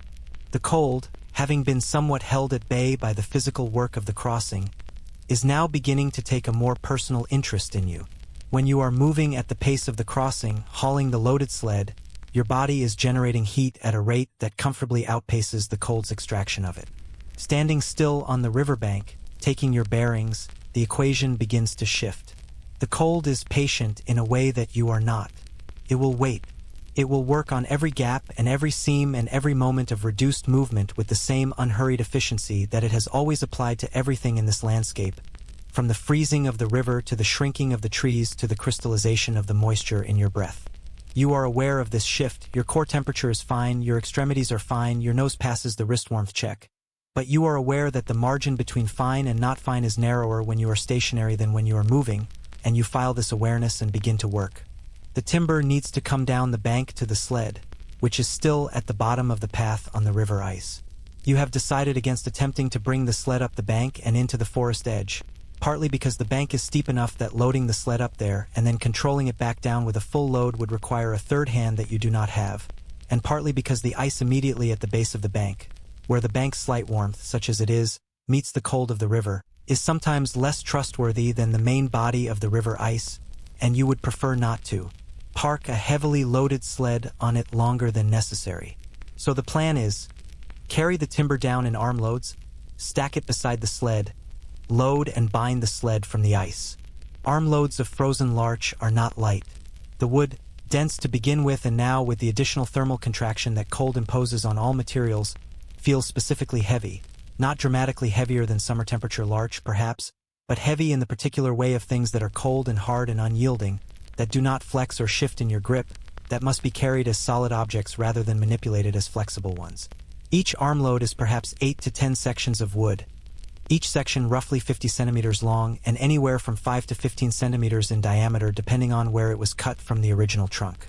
You stack these carefully against the back of the sled, noting the weight building, calculating roughly how many armloads will bring the total to a load you can haul back across the river without overloading the sled or, more specifically, without overloading yourself. The answer is approximately 6 armloads, and by the 4th armload your back has withdrawn its formal grievance and replaced it with a general strike notice, which you acknowledge and override with the specific authority granted by the fact that there is no option here except to continue. This is one of the things about physical necessity that differs from physical choice. When the work must be done and only you are there to do it, the negotiation between your will and your body's complaints takes on a different character. The complaints do not go away. Your lower back is genuinely registering the cumulative weight of 4 armloads of frozen larch carried down an icy bank. But the complaints are filed in a different category, the category of things that are noted and will be attended to later, after the work is done, by which time you will be warm and the fire will be lit and the wood will be stacked and the complaints will have transformed, as they usually do, into the particular deep tiredness that feels like satisfaction rather than damage. On the 5th armload, something small and unexpected happens that you will think about later. Halfway down the bank, your left boot finds a patch of ice that has formed on a rock beneath the snow. Not the worn path ice, but a separate, independent sheet of ice that the path does not normally encounter, probably formed from meltwater seeping from the bank during a slightly warmer period weeks ago, and then freezing when the cold returned. Your boot slides on it for perhaps half a second before you catch yourself with the right foot planted firmly, the armload of timber shifting in your grip, your weight momentarily distributed in a way that your body does not enjoy and your back particularly does not enjoy, and then you are stable again, standing on the bank with the wood in your arms, the river below you, the forest above you, everything intact and nothing hurt. The half second of the slip is not frightening. It is over too quickly for fear to be the appropriate response. But the aftermath of it carries a particular quality of attention, a sharpened awareness of the surface under your feet for the remainder of the bank work, a recalibration of the automatic confidence that comes with repeated successful crossings and carries the occupational hazard of reducing your vigilance. The ice reminded you. You listened to the reminder. This is, again, one of the things that sustained experience in extreme cold teaches. The environment is not malicious, but it is indifferent, and indifference at -71 degrees Celsius produces outcomes that malice could not improve upon. You step carefully for the last armload. By the time the sixth armload is down the bank and stacked by the sled, the light has shifted again. Still no sun, still the same diffuse polar blue, but slightly brighter, slightly more present, as if the sky has made a modest effort toward visibility without committing to anything as dramatic as actual daylight. You can see your breath more clearly in this light, each exhale a brief white cloud that hangs for a moment and then disperses, or rather crystallizes, the diamond dust phenomenon again, each tiny ice crystal catching the blue light and producing the faint glitter that you have stopped consciously noticing but that your peripheral vision registers as a constant soft shimmer around your own body. You are technically glittering. This is perhaps the most glamorous thing about -71 degrees Celsius, and it is genuinely quite pretty, and it does not compensate for the temperature, but it is a nice detail. Loading the sled from the ice is the work of perhaps 10 minutes. You arrange the timber in the same deliberate pattern as before, weight distribution, balance, the load tied down with the cold weather, not that your mittened hands have performed enough times now to have its own muscle memory. The rope is cold and stiff, requiring more force to pull tight than it would at warmer temperatures, but it pulls tight and holds, and you work the 3 binding passes with the methodical patience that is the only gear available for this task.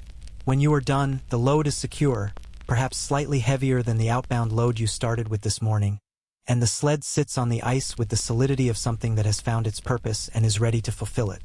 You check yourself. This is the midpoint check, the full-body audit that you run at any point in a crossing where you have been stationary long enough that the cold has had a chance to work on you while your attention was elsewhere. Feet. Sensation good. No numbness. The grass insole has done its job. Legs. Fine. Warm from the carrying work. Core warm. The exertion of 6 armloads having maintained your internal temperature despite the standing still periods. Hands. Fingers moving freely inside the mittens, sensation intact. Face. The nose check with the wrist warm, good response, no blanching. Ears harder to check, covered by the balaclava and hood, but no pain, no unusual cold sensation at the ear margins. You are at the midpoint of this journey in time and the midpoint of this crossing in space, substantially intact. The psychological midpoint is actually the harder crossing. This is a thing you have noticed about sustained physical effort in cold environments. The first half of any task is powered by the energy of beginning, by the forward momentum of commitment, by the novelty of the challenge even if the challenge is familiar. The second half must be powered by something more durable and less exciting. The simple, quiet decision to continue. Not inspiration, not adrenaline, not the specific pleasure of beginning something. Just the ordinary, undramatic choice to put one foot in front of the other, to pull the harness, to move in the direction of home, because that is what the task requires and the task is not finished.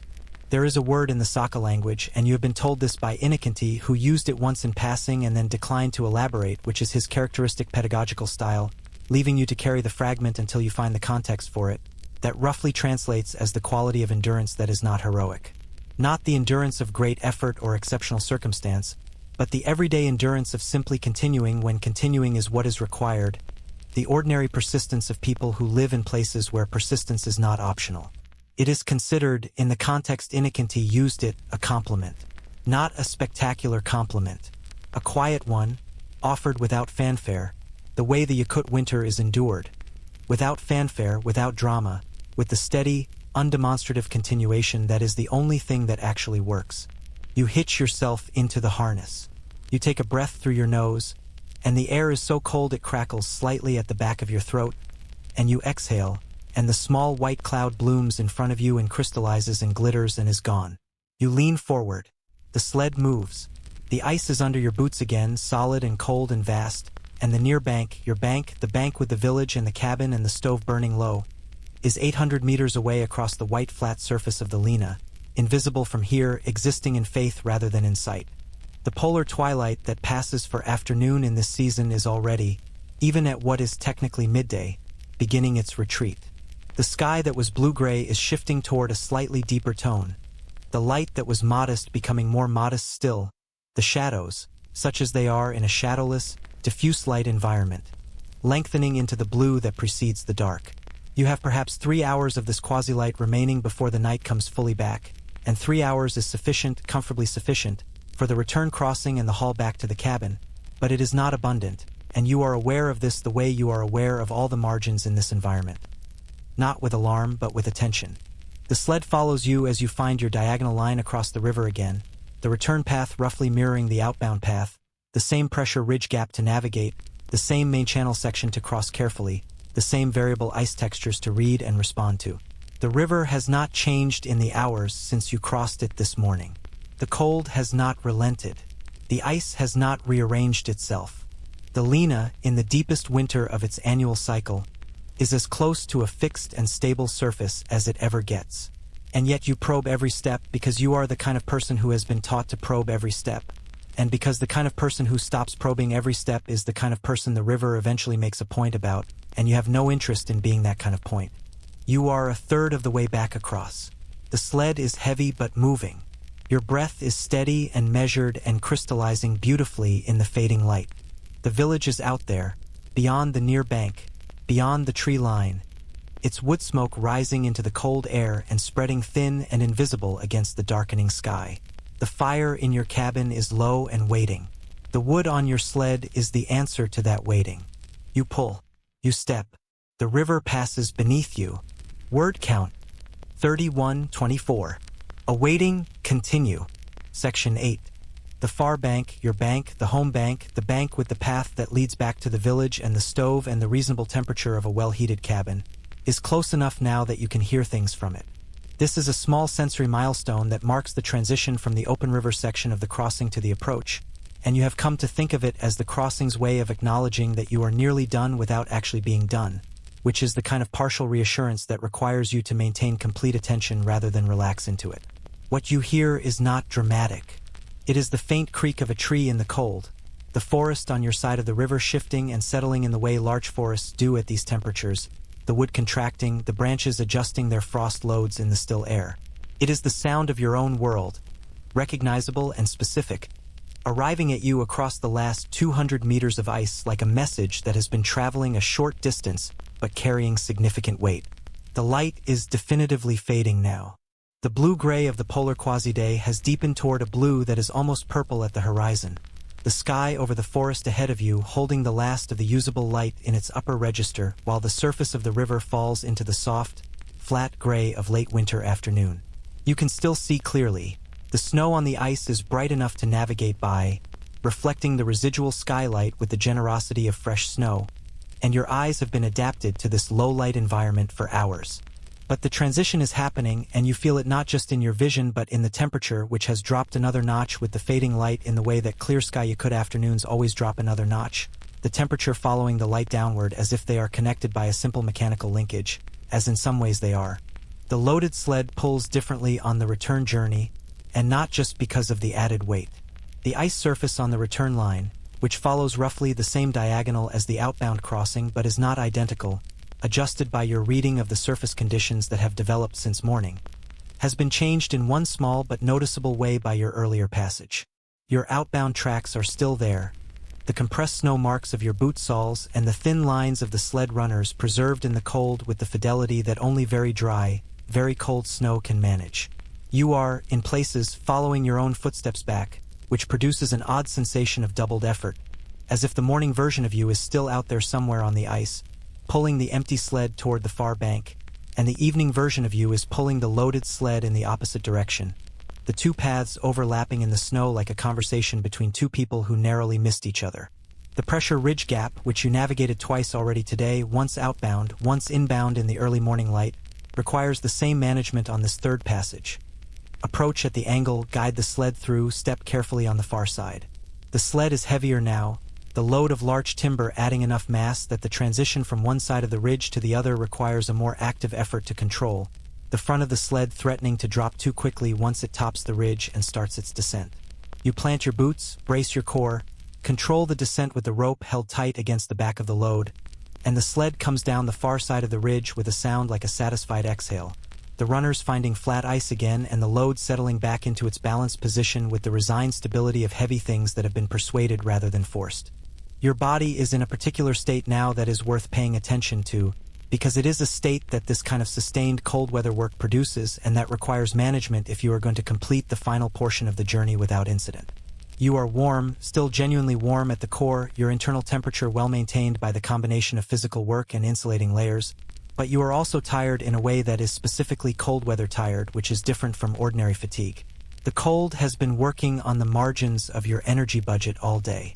Not catastrophically, not in any single dramatic way, but in the continuous, low-level, patient way that cold works on everything. Finding the gaps in your caloric reserves, drawing heat from the periphery toward the core, requiring your body to burn fuel at a rate elevated above what the same physical work would require in a temperate environment. The result, after several hours of sustained activity in -71 degrees Celsius, is a tiredness that sits in your legs and your lower back and the deep muscles of your shoulders, the muscles that have been maintaining the harness position all day, with a heaviness that is solid and real and that you respect without being governed by. You eat the dried meat from your inner pocket while walking. This is the right moment for it, the middle of the return crossing, the body's fuel reserves dropping enough that the caloric input will be meaningfully used rather than wasted, the work still sustained enough to require it. The dried meat is hard at this temperature, almost too hard to bite, and you work a piece of it in your mouth as you walk, warming it against your tongue until it softens enough to chew, the fat in it releasing a warmth that is almost immediate, the body recognizing usable fuel and routing it with impressive efficiency toward the muscles and the thermoregulation systems that are presently consuming it at a significant rate. The hard bread is even harder. You tried it earlier in the crossing and gave up, stowing it back for later, and later is apparently not yet now. You try again. Your teeth register a diplomatic objection. You agree with your teeth and put the bread away. The near bank is now perhaps 120 meters ahead. You can see the path up it clearly, the worn steps, the ice-packed surface, the slight lean of the bank as it rises from the ice to the forest edge. Beyond the bank, through the trees, there is no visible light from the village. Too many trees between you and it, the settlement hidden in its depression in the landscape, but you know it is there. You have a specific, located sense of the village's position that has nothing to do with sight, a spatial knowledge built from repeated travel between it and this bank that is stored not in conscious memory but in the body's own directional sense, the kind of knowledge that manifests as a feeling of orientation rather than a thought about direction. You know where home is. Your feet know. The knowing is physical. The final stretch of ice before the bank passes under your boots with the solidity it has maintained all day, and you feel, as you approach the bank, a shift in the quality of the cold that you recognize as the slight temperature differential produced by the proximity of frozen earth versus open ice. The bank itself, being solid ground, holds its temperature differently from the ice. It is if anything slightly colder at the surface, the earth having surrendered its residual warmth earlier in the autumn and being now a cold mass of permafrost all the way down. But the sheltering effect of the bank from the slight movement of air across the open river produces a microenvironment at the base of the path that feels, marginally and entirely subjectively, slightly less exposed than the middle of the river. You take this marginal reduction in exposure with gratitude and without illusion. Getting the loaded sled up the bank is the final physical challenge of the crossing, and it is not trivial. The path is steep enough that a loaded sled will not follow you up it on the pulling rope. The angle is too severe, the friction of the ice path not sufficient to prevent the sled from skidding back down as you climb. So you unhitch from the harness at the bottom of the bank, secure the sled rope to a root that protrudes from the frozen bank face. A small, dark, reliable root that you have used for this purpose before and that has never yet pulled free, which is a sentence you are aware of as a classic precursor to the time something pulls free, and so you test it with a sharp tug before trusting it, and it holds, and you begin. The technique is, carry the timber up the bank in armloads, stacking it on the flat ground above, then haul the empty sled up afterward, then reload at the top and continue to the village. It is not elegant. It involves 3 vertical ascents of a 2-meter bank with armloads of frozen larch, and your back is aware of each ascent with an attentiveness that borders on the personal. But it works, and it is the method that works, and in Yakutia the method that works is the method you use, full stop, regardless of its elegance or lack thereof. The first armload up the bank is the hardest. Your legs, having maintained the pulling position for the better part of an hour on the return crossing, prefer to continue in a horizontal direction and register the request for vertical movement as a category error. You override the category error with the same quiet authority as before and climb the bank with the wood in your arms, planting each boot on the path with deliberate force, feeling the frozen earth solid beneath the ice surface, reaching the top and setting the armload down in the snow with a precision that is really more of a controlled drop and is entirely acceptable given the circumstances. By the third armload, the body has remembered what climbing is and has allocated the necessary resources to it without further complaint. You are warm again, the climbing work generating a good deal more heat than the steady sled pulling, and the tiredness has been temporarily overwritten by the specific, goal-directed energy that the sight of the stacked timber and the nearness of the village produces. The empty sled comes up the bank on the rope with some effort and a dramatic scraping sound, and then it is at the top, and you reload it on the flat frozen ground at the top of the bank with the same 3 binding passes, and the load is set and you are on the home side of the river.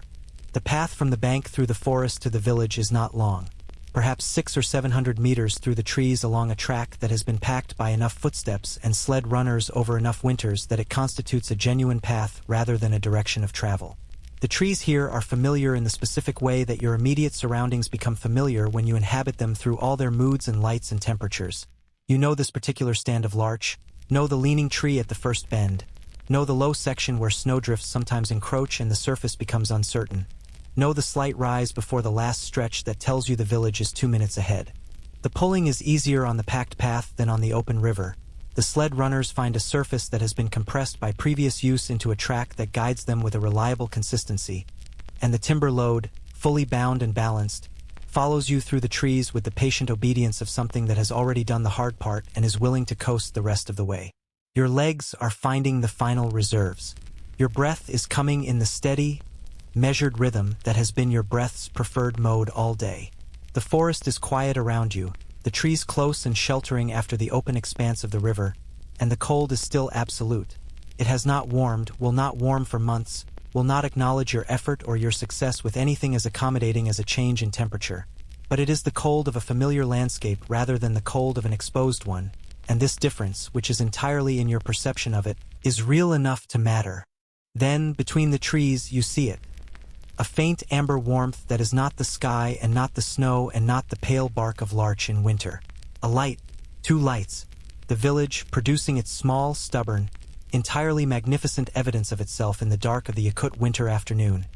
The wood smoke rising from the stacks in thin columns that bend slightly at height where a breath of air is moving above the tree line, the sound of something. A door, a distant voice, carrying through the cold air with the clarity that very cold air gives to sounds, transmitting them without distortion from whatever small human act produced them to your ears half a kilometer away. You have been out for the better part of 8 hours. You have crossed a frozen river twice, carried timber down and up a riverbank, loaded and unloaded a sled, navigated pressure ridges and variable ice and temperatures that would constitute a regional emergency in most of the world's cities. Your back is delivering its final assessment of the day, which is detailed and unflattering. Your feet are warm but tired, the grass insole having done its job admirably across a terrain and duration that tested its design thoroughly. Your face, which has been checked and warmed periodically throughout the day, is intact. No frostbite, no white patches, all sensation present and correctly calibrated. You are, in the accounting that matters most, entirely fine. The village lights grow as you pull the sled along the last stretch of path, the trees thinning, the familiar outlines of buildings emerging from the dark, the smell of wood smoke arriving before anything else, the smell of it reaching you while the settlement is still 100 meters away and producing in your nervous system exactly the response it always produces. Something older than thought, something registered in the part of the brain that has been equating fire smell with safety since before language existed to describe the equation. Warmth, shelter, people, fire. You are almost there. Word count, 3089. Awaiting, continue. Section 9. The cabin door opens with the specific resistance of a door that has been built to seal against cold. Not reluctantly, not with effort, but with the deliberate, engineered firmness of something that takes its job seriously and requires you to commit to the opening before it will cooperate. You commit. The outer vestibule receives you first, and you stand in it for a moment with the outer door closed behind you and the inner door still sealed ahead of you. Existing briefly in the thermal no man's land between the minus 71 degrees Celsius world you have just left and the heated interior of the cabin, and the vestibule air cold, but not outside cold, perhaps minus 20 degrees Celsius in here, which your body now registers as almost temperate, feels against your face like a gentle hand placed briefly on a feverish forehead. You stand in it for 3 breaths. Just 3. An acknowledgement. Then you open the inner door and the cabin air comes out to meet you, and it is warm in the way that only a heated space feels warm after genuine cold. Not the abstract warmth of a thermostat set to a comfortable number, but the physical, textured, almost edible warmth of air that has been heated by burning wood in a cast iron stove and held in a low-ceilinged room and allowed to accumulate until it has weight and presence and smell. Wood smoke and dried herbs hung from a rafter and the faint animal warmth of the furs on the walls and the particular closeness of a small space that has been lived in through a long winter. You step inside. You close the inner door. The cold is behind you. The stove is where you go first. Not to sit near it, not yet. First you open the firebox door and look at what is inside, which is a bed of coals that has been maintaining itself through the day with the last of the wood you left it this morning. Coals that are still red at their hearts, still alive, still holding the potential of fire in the way that good coals hold it. Quietly, without display, the way the best kind of endurance is always quiet. You do not let yourself feel the relief of this, the relief that the fire did not go out in your absence, that you are not returning to a cold cabin that must be rebuilt from scratch in the exhausted condition you are currently in, because relief requires that you had genuinely feared the alternative, and you had not allowed yourself to fear it. You had built the fire well this morning. You had left it sufficient material. You had trusted your own work. The coals are the confirmation of that trust, not a rescue from a feared disaster. You bring in the first armload of larch from the sled, which you have left outside the outer door. The wood is still spectacularly cold. Timber that has been outside at minus 71 degrees Celsius for months, and then crossed a frozen river and sat on a sled for another hour retains its cold with impressive fidelity. And you handle it with your mittens still on, setting 3 or 4 pieces carefully into the firebox on top of the coal bed, positioning them for airflow, leaving enough space between them for the combustion to establish itself before you add more. You close the firebox. You wait. Through the small vent window in the firebox door you watch the coals begin to work on the new wood, the surface darkening first and then the first small flames finding the resin pockets in the larch and lighting them, the fire growing from its patient red core toward the new fuel with the unhurried confidence of something that knows it will get there. The fire takes. Of course it takes. Larch is what larch is, and the coals are good, and the stove is the right size for this space. And you have done this enough times that the small ritual of it is as reliable as anything in your life here. A flame appears. Then another. Then the firebox is doing what fireboxes do, the sound of it changing from the quiet hiss of catching to the fuller, more settled sound of sustained combustion, and the warmth that was already in the room begins to have something behind it again, begins to deepen rather than merely holding its position. You begin the slow process of undressing, which is not quick and cannot be made quick without damaging the garments or wasting the effort that went into donning them this morning. The outer coat first, hung carefully on its hook rather than dropped or folded. A garment that took skilled hands significant time to make and that must last multiple seasons is not dropped or folded. It is hung, always, with the fur side out and the hood arranged so that the wolverine trim does not get crushed. The outer boots, which you remove and place sole up near the stove where they will dry without overheating. Too close to the stove will crack the leather and destroy the seams. Too far and they will not dry before morning. You have found the right distance by now, a specific distance from the stove's warmth that has its own location in your spatial memory. The inner layers come off more slowly as the warmth of the room begins to work on them, the cold stored in the fur releasing as the ambient temperature climbs, and you feel, with each layer removed, both the growing warmth of your skin rejoining the warmer air and the specific, layered tiredness of your body underneath. Muscles reporting in from their various stations with their various conditions, the back filing its comprehensive report, the legs noting their completion of the days. Requirements, the shoulders acknowledging the hours in the harness with a stiffness that is entirely proportionate and will respond to warmth and rest in the same way stiffness always responds to warmth and rest, by releasing slowly and with dignity. By the time you are down to the inner garments, the base layer of softened hide, the first light fur, the cabin is warming visibly. Warming is visible in a Yakut cabin in winter in a very specific way. The frost that has formed on the inside edges of the windows and on the cold spots of the walls begins to melt at the margins. A thin film of water appearing where the ice meets the warming air, a slow retreat of the cold from the surfaces inward, the cabin reasserting its claim on its own interior with the quiet confidence of a well-built space that knows it can win this argument given sufficient fuel. You make tea. This is not optional and is not ceremonial, it is physiological, the body requiring warm liquid after 8 hours of cold weather work the way it requires sleep after sustained wakefulness, the need sitting below the level of preference and in the category of necessity. The water in the bucket near the stove has thawed during the day, maintained liquid by the proximity to the fire, and you ladle some into the small pot and set it on the stove surface and wait, which at this point in the day is something you are very good at. The waiting is not passive. You are feeding wood into the firebox, stacking the remaining outdoor timber in the covered area beside the cabin for tomorrow's use, hanging the mittens to dry, spreading the wet grass insoles near, but not too near, the stove to release their moisture without scorching.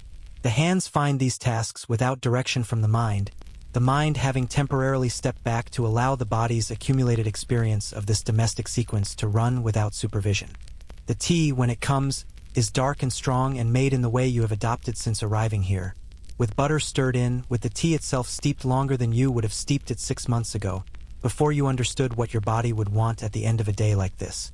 You sit near the stove with the cup in both hands, the warmth of the ceramic working on your palms, the warmth of the tea working on everything else, and you drink it slowly and let the fire do what fires do and let your body do what bodies do when the work is over and the shelter is secured and the cold is on the other side of well-built walls. The larch in the firebox burns with the specific character of well-seasoned reindeer country timber.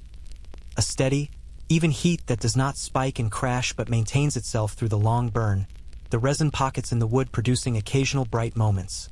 A flare of yellow against the orange bed of coals, that are as much auditory as visual, a soft pop and hiss that the fire makes when the resin ignites, a sound that is one of the most inherently companionable sounds in the world. The sound of a fire being exactly what a fire is supposed to be. This is not a quirky fringe observation. This is what fire has always been for human beings in cold places. A companion, a presence, something with its own voice and its own behavior and its own reliable character. Something you can sit with at the end of a long day and not be required to perform for or explain yourself to. There is, in the academic study of what anthropologists sometimes call pyrocentrism, the centrality of fire to human cognitive and social development. A debate that has occupied researchers for decades about whether the control of fire fundamentally changed not just human technology but human cognition itself, whether sitting around fires in the dark for hundreds of thousands of years altered the structure of human thought in ways that are still present in the modern brain. The evidence is, depending on who you ask and which studies you weight most heavily, suggestive rather than conclusive. Historians and anthropologists still argue whether fire was primarily a technological adoption that secondarily shaped cognition, or whether the social and cognitive effects of fire gathering preceded and enabled the technological sophistication that followed. What seems beyond serious dispute is that human beings respond to fire, at a deep level, as something more than a heat source. You are sitting by a fire in a Yakut cabin at minus 71 degrees Celsius outside, and you are aware of this response in yourself. The slowing of thought, the softening of the day's urgency, the way the flickering light and the fire's sound produce a state of attention that is neither sleep nor wakefulness but something between them, something older than either. Your back, given warmth and the horizontal suggestion of the chair you have settled into, is reconsidering its earlier position statements. The shoulders are releasing by degrees. The legs, which have been informed that no more walking will be required today, are settling into their long muscles with the deep relaxation of things that have been used correctly and are now being correctly rested. This is the feeling that people who live physically demanding lives in cold environments describe, when they describe it at all, as the reward that the work produces, not the achievement of the goal, not the satisfaction of the completed task, but this specific physical state, this particular quality of tiredness becoming rest, that is only available to a body that has genuinely worked. The firewood is in. The fire is burning. The tea is warm in your hands. Outside, the Yakut night has fully established itself. The stars are back, those sharp, cold, needle-pressed stars that only appear in air this clear and this cold. the Milky Way doing its slow arc across the sky above the larch forest and the frozen river, the temperature still at -71 degrees Celsius or perhaps a few degrees colder as the clear night allows the last of the Earth's warmth to radiate away into the darkness above. The trees in the forest are cracking. The river is groaning quietly beneath its winter ice. The village is producing its small, amber, stubborn evidence of itself against the dark. In the Saka tradition, the hearth has always been more than a practical object. The fire at the center of the home carries a spiritual significance that has been woven into Saka culture across the centuries. It is tended with respect, fed with intention, and the act of maintaining it is understood as something beyond the merely technical. There are traditional protocols around the fire. How it should be lit, what should and should not be thrown into it, the way a fire should be acknowledged when you return home to it. You do not follow all of these protocols with the fluency of someone who was raised in them, but you have come to understand them as something more than superstition, as the accumulated cultural recognition, expressed in ritual form, that in this landscape the fire is not a convenience but a necessity so fundamental that it deserves the kind of attention and respect that human beings, across all cultures and all times, have expressed toward the things on which their lives depend. The fire pops. You drink your tea. The stove ticks as the metal expands with the heat, the same contraction and expansion language that the forest speaks in the cold, the same physics expressed in a different material at a different temperature in the opposite direction. Everything in this landscape speaks in the language of temperature, expanding and contracting, freezing and thawing, building and releasing, and you have been here long enough now that you are starting to hear it, starting to understand it not as information about the cold but as information about everything that the cold is in conversation with, which is to say everything, which is to say the forest and the river and the timber and the fire and the walls of the cabin and the fur on the hooks, and the grass and the boots drying near the stove and you yourself, warm at your core, sitting in a chair in the oldest kind of human situation there is, inside with fire, with the cold held off by the work of your hands and the knowledge in your bones and the wood you carried across the ice. The Yakut people have a saying, and this is one you have been turning over in your mind since Inakinti mentioned it, again in passing, again without elaboration, which is starting to feel like his consistent strategy for teaching you anything important, that the fire does not know how cold the outside is. The fire knows only what it is, burning. It does not measure the distance between itself and the -71 degrees Celsius night. It burns. This, as a philosophy, has a quality of radical simplicity that you find increasingly appropriate the longer you live in this landscape. You do not defeat the cold by thinking about it. You do not endure it by measuring the distance between where you are and somewhere warmer. You do what the fire does. You are what you are, you burn what you have, and you give the warmth outward to the space around you, and that warmth given outward is what keeps the people near you alive. And now, here, at the end of this long day and this long journey, you can let the story of it dissolve into something softer. The timber is stacked. The fire is full and steady and sure of itself. The tea is almost gone, the cup still warm in your hands, and the warmth of the cabin has worked its way through every layer you have removed and into the tired muscles beneath, and the chair is holding you with the uncomplicated generosity of furniture that was built for exactly this purpose at the end of exactly this kind of day. Outside, the cold is exactly what it always is. It has not relented. It will not relent for months. The river is still frozen, still vast, still producing its slow mechanical groan as the ice settles through the long night. The stars are still there, still extraordinary, still pressing their cold light through the atmosphere with a clarity that only -71 degrees Celsius air can offer. The forest is still cracking, the larch trees making their dignified complaints about the temperature that no one will ever fully address. But in here, the fire burns. The walls hold. The firs keep the warmth against the skin. The work of the day has been done, and the cabin is warmer than it was this morning, and the woodpile will last the week, and the crossing is behind you, already becoming the kind of memory that smooths at the edges, that becomes a story rather than an experience, that joins the long collection of crossings and fires and cold mornings and loaded sleds that make up the texture of a life lived in this place. You are here. You are warm.